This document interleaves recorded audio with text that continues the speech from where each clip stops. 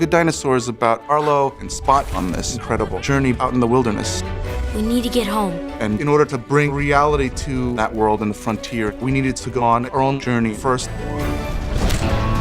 We knew it was going to be set in the West, so the art department and story team did a research trip to that area. It was awe-inspiring how huge those landscapes were, and so what a perfect place to make a dinosaur feel tiny. Where's home?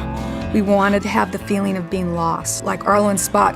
So we went on a horseback ride up into the Grand Tetons. At one point, Arlo falls into the river, so we went on a river rafting trip to feel what it would be like to go down a rapid.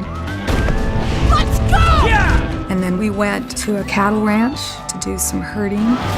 Because we were in big sky country, you feel like you can see forever. We needed to think about how we were going to do clouds. In the past, the matte paint department used to paint clouds by hand. They would look beautiful, but we couldn't make them move very easily. A big part of The Good Dinosaur was to figure out a way to make sure that our clouds could move. We wanted to give nature a feeling that it's breathing, that it's alive.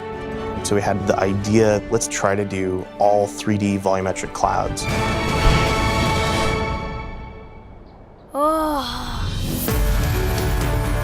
We built a completely new tool set. The clouds exist in 3D space, and so they feel a lot more real. They move when the wind picks up, and when the storms pick up, they'll evolve. The environments are incredibly immersive and beautiful because they were made by people that poured their heart and soul into it. This is one of the most visually stunning films that Pixar's done, and the skies are just a beautiful part of it.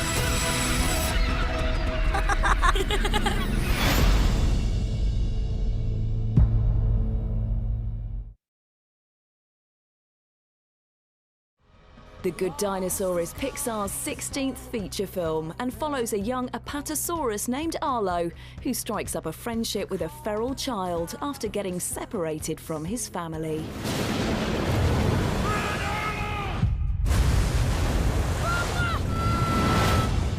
We spoke to director Peter Sohn and producer Denise Ream about the process and challenges of making an animated film.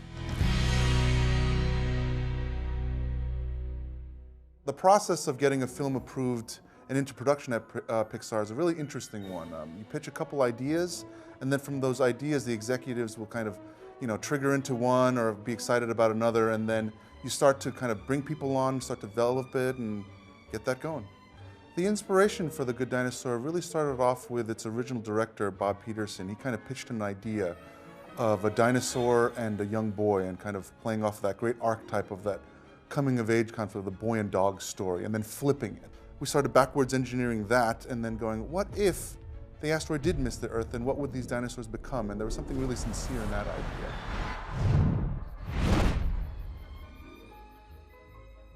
And then from there, it was kind of finding its voice and finding its world, and that all came through lots of drawing and a lot of work. Okay, now take a walk out there. By myself? Go on.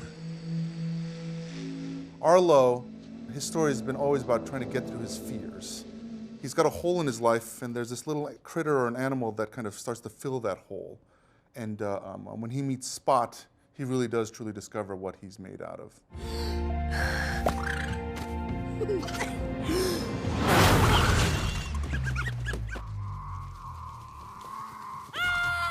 On The Good Dinosaur, we went on an amazing research to Wyoming, and that really inspired Pete and the story team for the location for the film. And so what we start off doing is we start drawing the movie.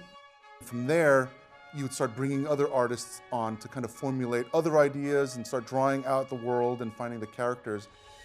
The hardest part about making our film, I would say, is always getting the story right and making sure that it's as good as it can be. So Pete and the story department, we all spent a lot of time working on the story, kind of over and over again. It's all kind of this collaborative form where the writer comes up with ideas, the story artists come with ideas, and then my job was to just kind of put that all together in a way that we can, maybe make it feel right. And so you're always trusting your gut through that process. What is his name? I don't know. I name him, I keep him. Killer. Stinky! Violet. Spike! Lunatic! Spot! Spot! Come here, Spot, come here! Once, again, a sequence is working well, our creative executives say, you guys can start making it, and we literally have to make every single thing that you're seeing on the screen. It has to be designed by a production designer. We have a character and a sets department that have to basically build, paint. Nothing is for free. You have Nothing's to build for free, so we have to build everything. What's been amazing for me, this is my first time directing something like this, has been the additive power between each department. So every department that we would go through, you know, their goals would always to try to make the movie as best as it can be, and that's been something very inspiring. I'm done being scared. If you ain't scared, you ain't alive.